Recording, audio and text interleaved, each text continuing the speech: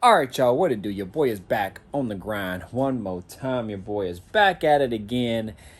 And man, now I can breathe a little bit and kind of do a normal style video without feeling rushed, without feeling like I have to go over a ton of stuff to cram everything in order to get this car done. So a lot of the stuff that I was doing, obviously I was doing in a short amount of time, and I was trying to fill you guys in on all of the things that I was doing in a short video, which actually ended up being long because I had, I think, like a 45-minute video and a 55-minute video, and my videos aren't usually that long. I didn't mean to pour all this information on you guys, but I at least wanted to fill you in on kind of what I was doing and how the progress was going in order for me to get this car done by, what was it, the 23rd or something like that of July. So anyways, since then, I've actually been driving it, and man, I swear, every time I drive it, it's better and better and better. So man, this Holley system, man, so far so good. I mean, a little bit of trouble kind of tuning it just because I was learning how to kind of tune.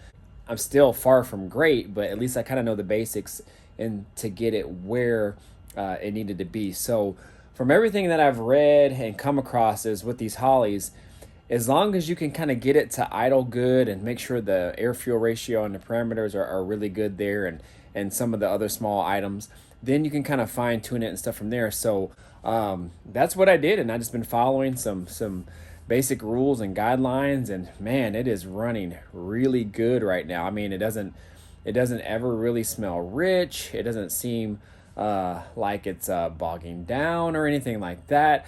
I mean, it's running really good, and I couldn't be more happier. It's idling great. It sounds awesome, and I'm really happy with it so far. Everything is going good with the exception of me messing up the outputs for the fan. So, but I don't know. We'll see if I can fix that or not, or if I go a different route. I don't plan to go a different route, but I really would like to send it in and get it fixed, and then just kind of continue to run the setup so I don't have to buy a new computer or anything like that. But anyways, you guys, as the title says, let's slow things down a little bit, you guys, and then kind of go back to the normal style videos of kind of where I attack a task or two, and then I fill you guys in along the way. So let me flip this camera around. I'm going to talk about the task that I'm going to do today on the Chevelle. So if you're new to the channel, definitely think about subscribing, hit that notification bell, all that good stuff, y'all.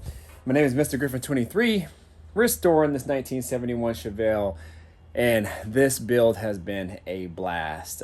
It's been hard, but it's been a blast. So let me flip this camera around and show you guys what's up. All right, you guys, so here she go. If you've never seen her before, I call her Letty. Letty, down there is her name, Letty, on the bottom of car game right there. And this is a 1971 Chevelle. It has come a long, long way, that is for sure. I'm very, very pleased and happy with the progress, and from where it has come and to where it's at today has been awesome. I've driven this car for like the past week and a half, actually pretty much since the show, as I'm trying to get the computer to kind of learn along the way and really kind of just fine tune it and get it dialed in. And it has been great, you guys. I've been driving this thing around and people really respond to it really well. They like it. I mean, even kind of just like your normal, like old school guys who think that these cars should be kind of like how they were back in the 70s. None of them have said anything, at least negative, to my face. You know, a lot of people won't say that to your face. They'll kind of do it as they're walking away. But I've had a lot of people, especially at the show, really compliment this car. They love the wheels. They just love pretty much everything about it. A lot of people really like the color scheme and what I did with it. So that's been kind of not really reassuring, because to me, I love it. But that's been just really cool to hear people really respond well to how this car looks. Let's get to the nitty gritty of what's going on with this car. So today I'm actually going to attack the rear end, and not the rear end itself, but just the suspension.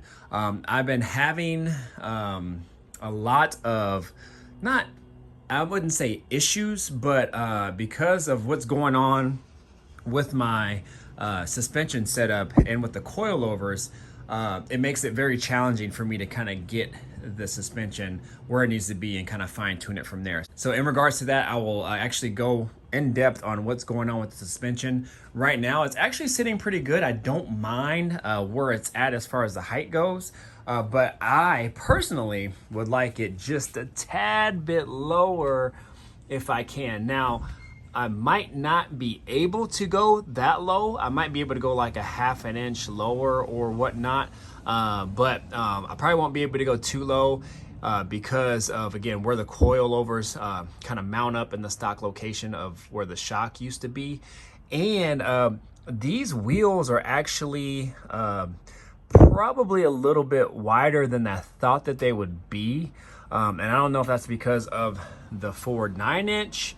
I don't know if it's just because of how much of a lip they gave me or how much of a slight concave that they gave me. I mean, I love the wheels and I definitely wouldn't change them, but it's definitely making it challenging for me to kind of squat the rear end as much as I want, because ideally what I would like to do is, because I have 24s in the back and 22s in the front, it gives it a natural rake, obviously, because it's 2 inches taller in the back. So what I would like to do is I would like the car to sit as level as possible.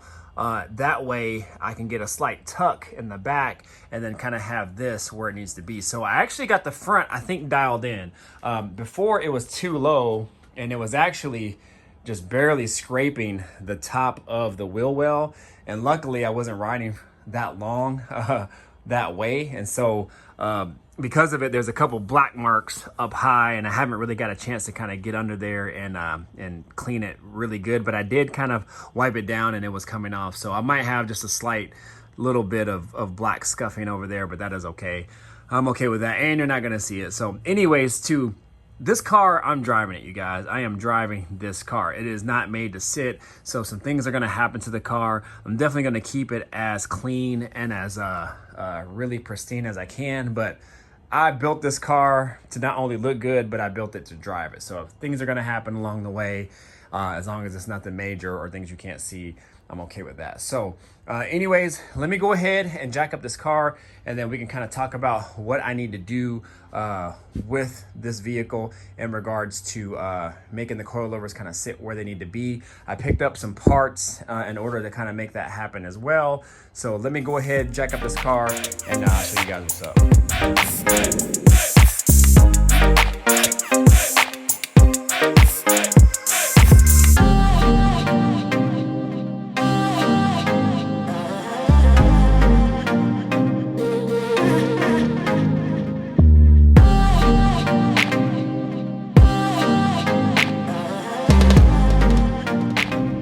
Alright, you guys, so now we are under the car, and of course I pick a time of day where it is the hottest, and luckily it is not 95 and 100 degrees like it's been all week, so it's actually a lot cooler, but the sun is shining right on me, so I'm gonna try to make this quick. But anyways, these are my coilovers here, and they are actually mounted in the stock location where the normal shock mount would go. Now with coilovers, well, when they first came out, I think they used to mount them here, but I think they had trouble with the angle.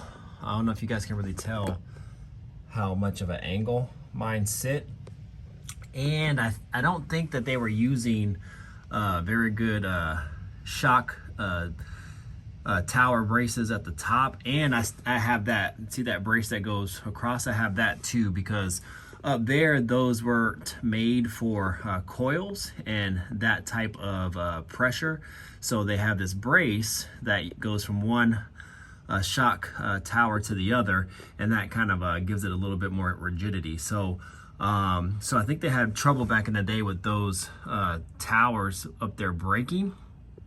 And because of the angle, you actually lose your spring rate. So let's just say like these are, I think, 150 pounds. You actually lose some of the spring rate when they're at a angle. You guys probably can't really tell how much of an angle that they're at, but if I took a step back and showed you guys from behind, he would be able to see. Maybe I can insert a picture if I can find it. I think I have one, so I can show you guys kind of what they look like. But anyways, So because I have a Ford 9-inch, and I don't know where this 9-inch came from, I'm thinking it actually came out of like an actual Ford vehicle. And I'm not sure what it would have came out of.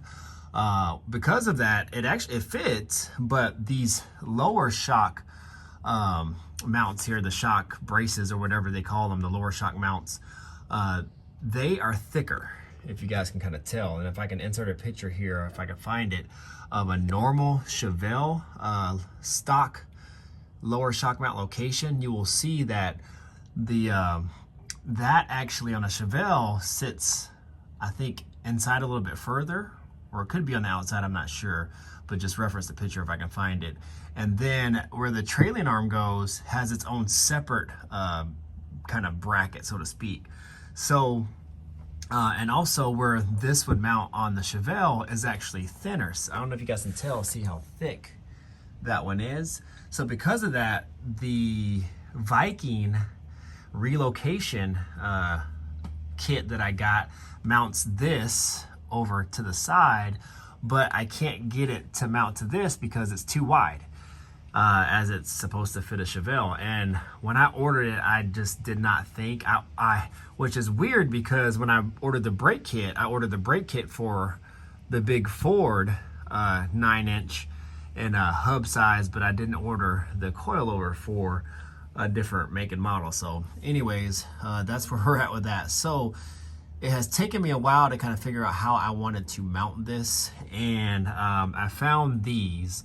I actually was able to find these online, but then I saw somebody else using them online, and now since then I've actually met a few people who's actually using them, and they work fine. It just, because of where it's mounted right now for me, and I don't have that extra, brace over here that would put it more in alignment, and also maybe raise the car up too as well.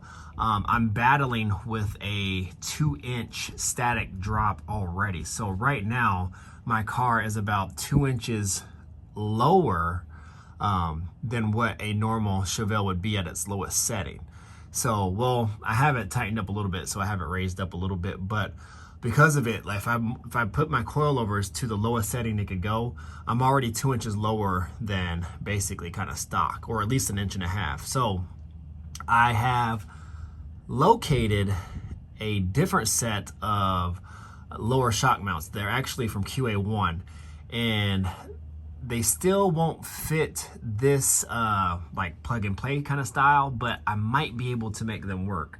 And if I can, then that would relocate this part right here, and it would raise it up a little bit. So that way I could kind of play with the height, hopefully a little bit better, and then I won't have any issues with any type of rubbing or anything. I'm going to try heavier duty springs, and these are 150, and I think the issue with me rubbing last time was because I have these springs in here that are 150, and they're just bottoming out. They're not up to par with what I'm trying to work with. So that's why you guys see those springs in there. So I use those as like a backup to these, and these won't allow me to lower the car, those ones, anymore, because of where they're mounted in the stock location, because my car will actually go lower than what you guys have seen recently in photos and videos. So like this back end will freaking squat. So I'm trying to get it to a point where I can squat it but not rub. So with that being said, I'm going to take these out. I don't want to, but I have to, which requires me to take the whole coilover out.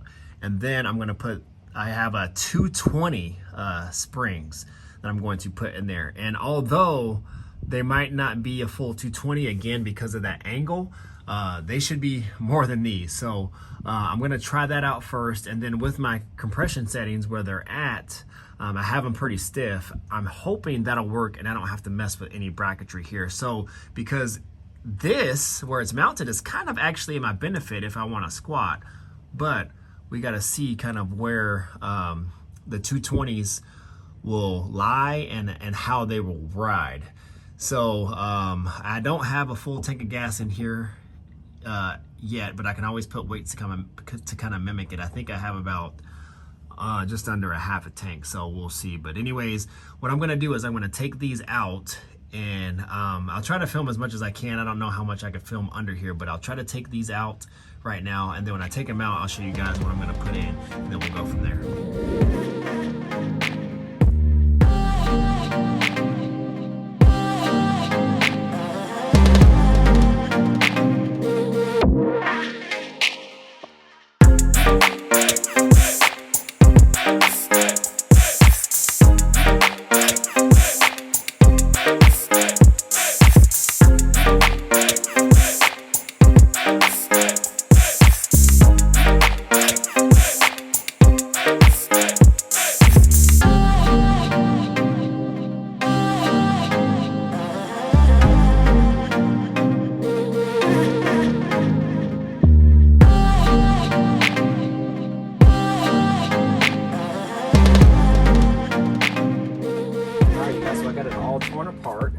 I got the 150 spring out. I don't know if you guys can kind of see, but that's their part number 12DP150, which is 150. I don't know what DP stands for, I forgot, but 12 is the height of the spring, so 12 inches.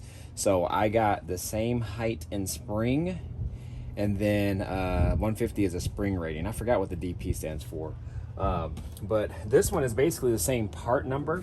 It's just a different brand. It's QA1 brand, and their part number is 12HT220. And I think HT is high tension, if I'm not mistaken. So, but it looks exactly the same.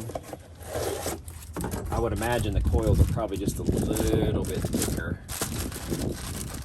And these springs aren't that expensive. So as you guys can see, if you guys can see, pretty much the same height, size. I think just the coils just look a little, maybe just a tad thicker at extra tension. So so that's what I'm going to put on. But first I'm going to put on some more anti-seize, as it was like all just grimy and everything for me cleaning and everything around it. Plus I didn't know how high I was going to actually go up on the actual threads here, so I went up high. I could spend a lot of time really cleaning it if I really wanted to, but I mean, that's good enough, because who knows if I'm going to actually use the rest of them down the road. So I'm just gonna put some down here and probably kind of go up maybe 3/4 or halfway, because I can't imagine that I would raise it all the way up, but who knows, maybe I could. So but with these coils, it's going to be harder for me to actually tighten them all the way up, just because of the spring rating. It is suggested that you don't want to go too heavy on a spring. Because of that reason, you won't be able to turn the spanner nuts and all that all the way up, because of it being too tight. So anyways, let me go ahead and knock this out real quick, you guys, and then I'll chime back in here in a moment.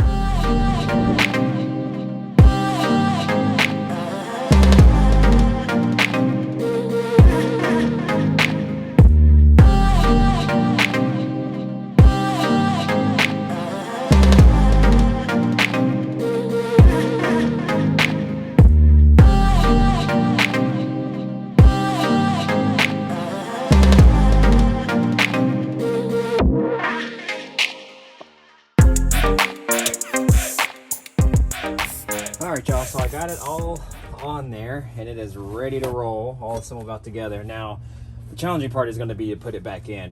I'm actually going to install it off of camera.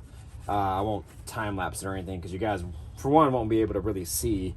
The only thing you'll be able to see is me mount the bottom bracket, so, or the bottom shock mount. So and also what I do too is, if you guys can see that marker there on the actual shock arm right there.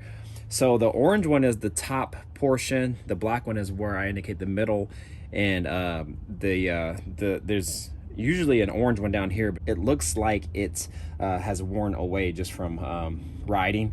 But the black mark indicates the middle of the shock travel, and I got that from a guy on YouTube that I saw. So and then the orange one is 1 inch above, and then the bottom orange one that's supposed to be there is 1 inch below, so that way it kind of tells me where it's riding. So it looks like it was kind of probably more riding on the bottom, but if I'm within that orange range of the 2 lines, then I'm usually pretty good. So what I'm going to do is I'm going to mark it again, and then go ahead and install it. All right, y'all, so just kind of as predicted, I finally got it up there, and it actually didn't take me as long as I thought, but it was still tough regardless. But if you guys can see, this is actually a good angle, so you can kind of see how much of an angle it is. And if it was just more, where's my hand, like instead of mounted there, like over here, then you would see how it would sit a little bit more up and down. So I'm gonna kind of play with the brackets and kind of see if it'll work. I don't know if it will or not, but I'm gonna try this first, and then if this isn't gonna work, then I'll go ahead and undo those and then try to make that happen. But that might not be until, I don't know, man, kind of just whenever I can gather up the energy to do it. But we'll see, because I really want to get the suspension dialed in so I can just not worry about it. And this is the tedious deal with coilovers, you guys, especially when you don't have a lift. It really sucks. So let me go ahead and jack this up, and then I'll lower it down and kind of just see where it sits. Now, I took both of those coils out, so those are out. And remember, those stopped it from going all the way down. It's probably gonna sit pretty low right now. I have that spanner nut even on both sides, so I really don't know where it's gonna sit. I would imagine it'll sit kind of low, but we'll see. So let me go ahead and make sure that is on there good. Yeah. Jack this up, and then I'll pull out the jack stands. Looks like they're coming off. Yep.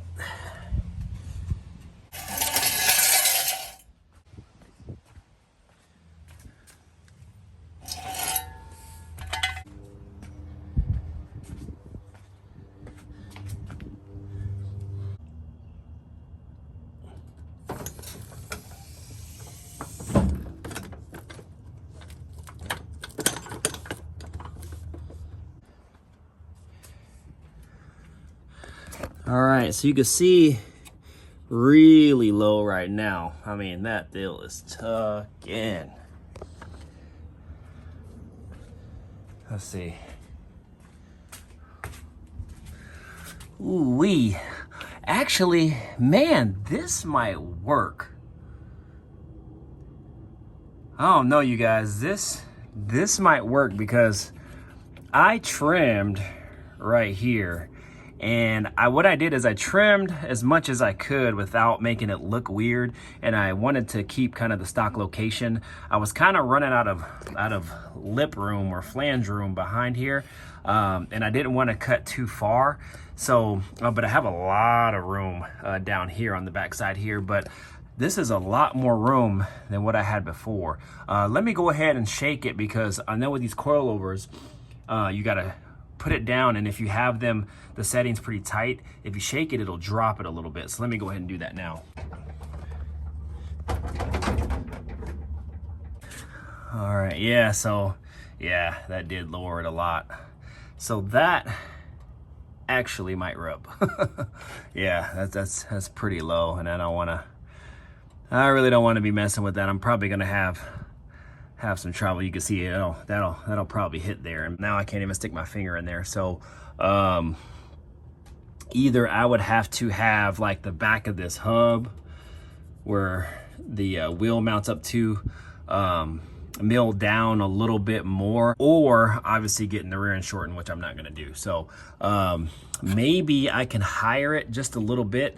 I think if I can get a finger's width inside of there, I think I'm good. And I like that, because when I was riding before, if I can get a finger's width in there, then I was totally fine. So, but yeah, y'all, I really Man, I really like that look, you guys. I really, really, really do. So let me try to mess with the height a little bit while I'm messing with it here. And I can't forget, I have those thicker coils in there too, so I might not have as much travel than I think. So but yeah, I don't want to mess with it being that close. That's pretty close. And I don't want to scoot it forward anymore because I already adjusted the trailing arms, because I don't want to scoot the drive shaft inside of the yoke on the transmission anymore. So I don't know, we'll see. So anyways, let me go ahead and see if I can just raise it just a bit. I'm going to measure it first and then I'll chime back in here shortly. So there you go, guys. That's kind of a better look at how much it tucks. This is the side that I did not trim yet or any further, and you can see how close it is. Oh, you guys might not be able to tell, but so what I'm going to do is I'm going to trim like I did on the other side. I trimmed from here, and then I kind of went in as far as I could, and then down back behind here. So it's not so much back here, it's just kind of this general area right here. So if I can kind of get in there as much as I can, then I might be able to make this work. So let me see what I can do.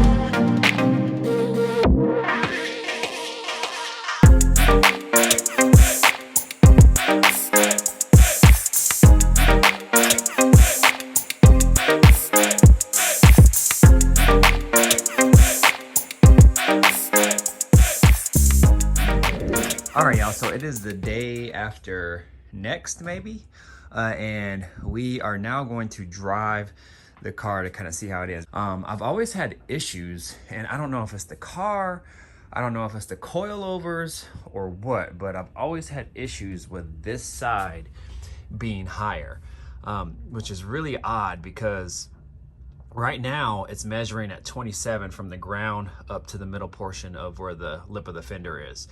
But just like a couple measurements ago, it measured at 26.5, and then it went back up to 27. So there has to be something with the coilover suspension. I'm not really sure why.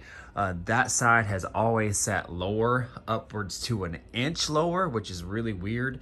Right now, I probably have about 3/4 of an inch difference from here to here. So if you look on this side here where the lip is, it's kind of sitting right at where the lip starts to kind of round out. And then if you go over here, but yeah, you go over here, it's tucking. So and again, that's probably a good 3/4 of an inch or so. So they do suggest that you go out and drive the car, that way the suspension can settle in. I'm not sure. I did end up putting the 220 springs in there, so I'm not sure if this side is now not allowing it to drop as far, maybe because of the 220s versus the 150s. So I'm not sure what's going on with that. I did do some cleanup on the trimming job around the lip, so now I actually have a fair amount of room where I can kind of lower the car a little bit more. So what I'm gonna do right now is go out and drive it, kind of see how this thing is looking, and then we'll go from there. So I'll take you on a ride with me, and then we'll come back here. I actually have to get back here within the next 30 minutes because I have an online fitness class that I have to teach. So let's go ahead and get this thing on the road. All right, y'all, we on the road. Gonna see what this thing drives like. I always get people stopping me. I had a guy stop me, ask what kind of car it was.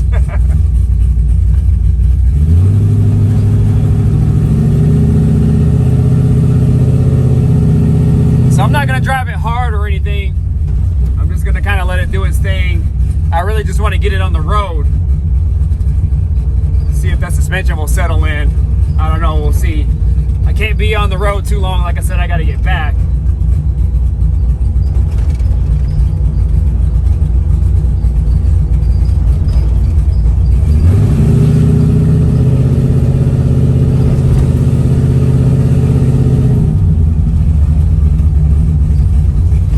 I also adjusted the compression and the rebound. It already feels a little bit better, and that's a good sign.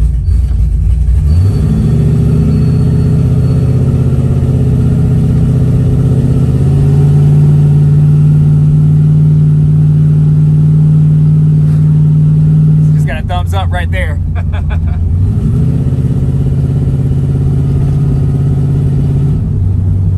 So I have noticed too, the more I've been driving it, I can definitely tell that the tune is better.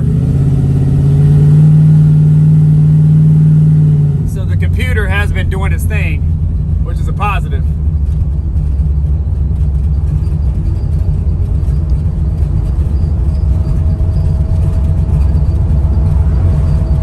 Now it has some squeaking up front. I don't know if that's from, I know what it's from the suspension, but I haven't had it really dialed in yet to kind of see exactly and pinpoint where it's from, but we'll see.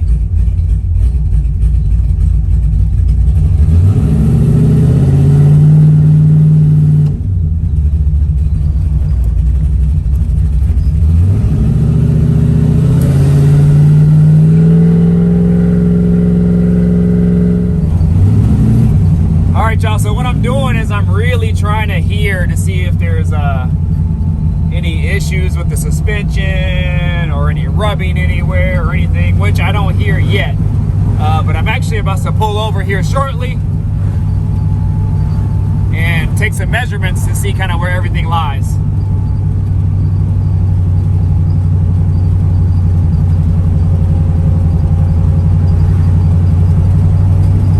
But this thing sounds so good.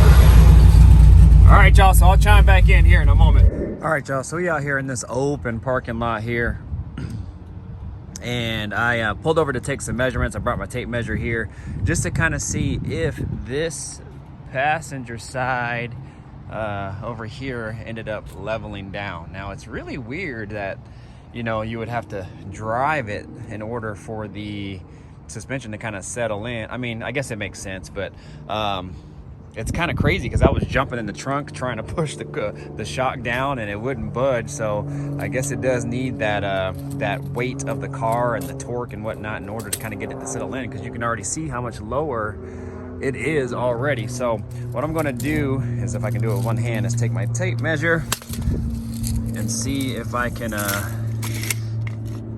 take some measurements on this thing. All right, you guys, so let's measure the front first. Let's kind of see where we're at. I go from the ground, center point of the wheel, up to here. And it looks like we're right